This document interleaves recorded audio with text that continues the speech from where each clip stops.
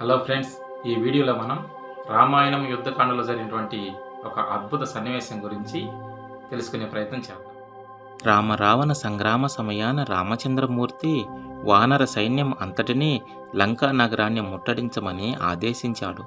లంకకు తూర్పు వైపున నీలుడు, దక్షిణం వైపు అంగదుడు, పశ్చిమం వైపు హనుమంతుడు, ఉత్తరం వైపు రామలక్ష్మణులు ఉన్నారు.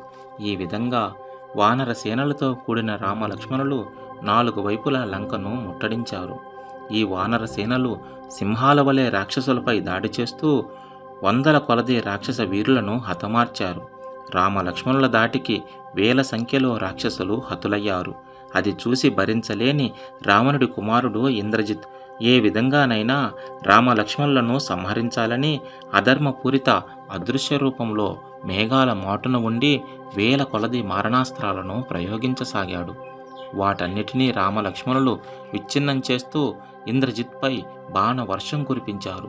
ఆ బాణాల దాటికి అతడి శరీరం అంతా గాయాల పాలై నెత్తుటి ముద్దై మూర్ఛనొందాడు. మూర్ఛనొందిన అతడిని చంపడం ధర్మం కాదని ప్రాణాలతో విడిచారు రామలక్ష్మణులు.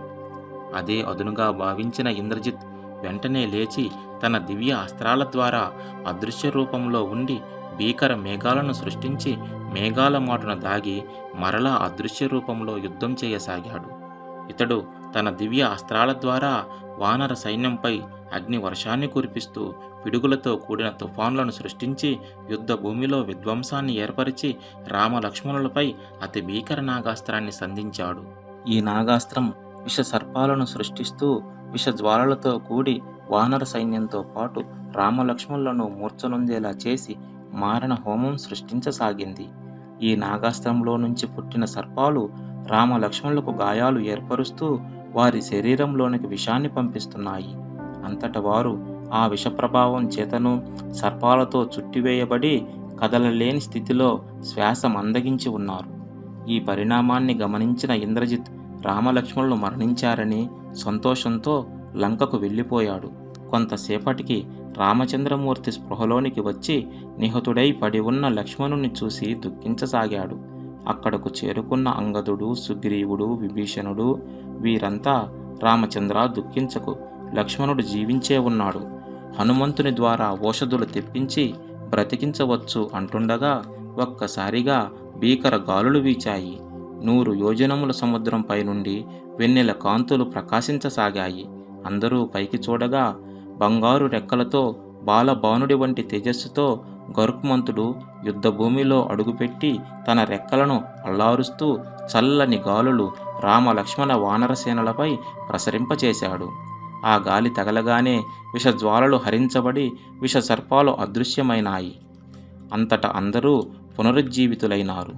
గరుత్మంతుడు రామలక్ష్మణులను తన చేతులతో స్పర్శించగా వారి శరీరంపై ఉన్న గాయాలు తొలగి వారు మునుపటి కంటే తేజోవంతులై ప్రకాశించసాగారు. వెంటనే రామచంద్రమూర్తి, మహానుభావ, తమరెవరో గాని మిమ్ములను చూస్తుంటే మా తండ్రి గారైన దశరథ మహారాజుని చూసినట్లుంది. మాకు ఇంతటి ప్రాణాపాయ విపత్తును తొలగించిన మీకు కృతజ్ఞతలు. మీ మేలు మరువరానిది. మాపై దయ ఉంచి తమరెవరో మాకు తెలిపి మమ్ము ఆనందింపచేయండి మహాత్మా అన్నాడు శ్రీరాముడు. అంతటా మహాపురుషుడు, రామచంద్ర, నన్ను గరుత్మంతుడు అంటారు. నీవు సాక్షాత్తు ధర్మస్వరూపుడవు. నీ వంటి పురుషోత్తముడికి సహకరించడం నాకు కలిగిన భాగ్యం. ఇంతకన్నా ఇంకేమీ చెప్పలేను. నీకు తప్పక విజయం లభిస్తుంది అంటూ అంతరిక్షంలోకి వెళ్ళిపోయాడు గరుత్మంతుడు. ఓకే ఫ్రెండ్స్, మరికొన్ని వీడియోస్తో మళ్ళీ కలుద్దాం. సెలవు.